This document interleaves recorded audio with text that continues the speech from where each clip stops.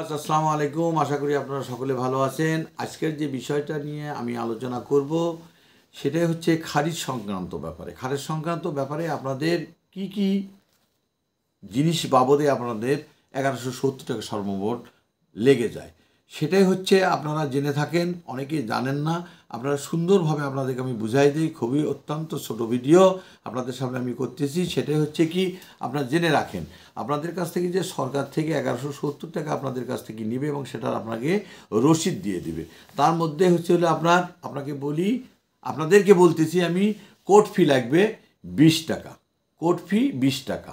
তারপর আপনার নোটিশ জারি, আপনার যে ওই তহসিল অফিসের পিওন নোটিশ জারি করতে নিয়ে যাবে সরকারি লোক, তার খরচ হচ্ছে আপনার 50 টাকা। এটা কিন্তু আপনার এসিল্যান্ড অফিস থেকেই যাবে। তারপরে আপনার রেকর্ড সংশোধন, যেটা রেকর্ড সংশোধন অর্থাৎ আপনার যখনই খারিজ করবেন তখন কিন্তু রেকর্ড চেঞ্জ হয়।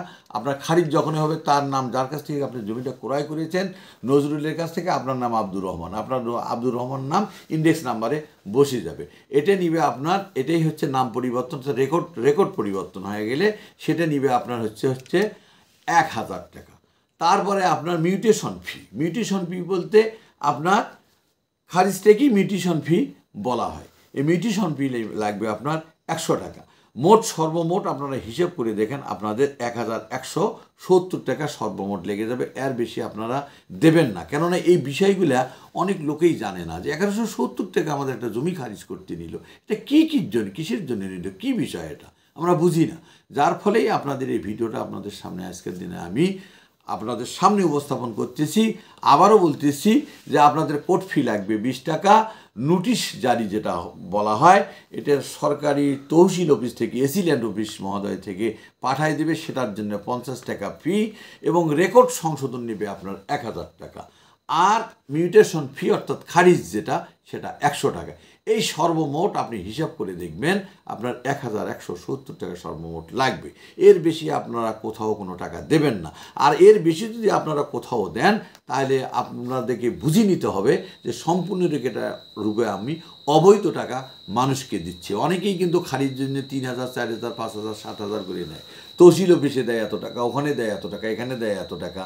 তার মানে আপনাকে ভয়ভীতির মধ্যে ফেলতেছে যে আমরা কিন্তু যা সরেজমিনে যাব। তা আপনার জমি যদি ঠিক থাকে, আর আপনার জমি দখলে ঠিক থাকে, আপনার কাগজ যদি ঠিক থাকে, পেপার যদি ঠিক থাকে, তাহলে আপনি 1170 টাকা অতিরিক্ত টাকা আপনি কেন দিবেন? যার জন্যেই এই বিষয়গুলো আমরা এই ভিডিওতে করে থাকি, যার ফলেই আপনারা এই জিনিসগুলা বিস্তারিত বিষয় আপনাদেরকে বুঝাইতে পারি এবং বলতে পারি।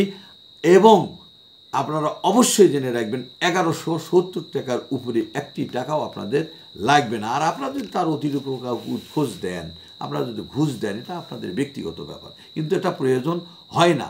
আপনার পেপার যদি ঠিক থেকে থাকে, আপনার যদি সব কিছু ঠিক থেকে, দখল ঠিক থেকে থাকে, আপনার হাল জমি যদি আপনার দখলে থেকে থাকে, তাহলে অবশ্যই মাস্ট বি শিওর আপনার এই 1170 টাকার বেশি কেউ কোনো দিনই নিতে পারবে না।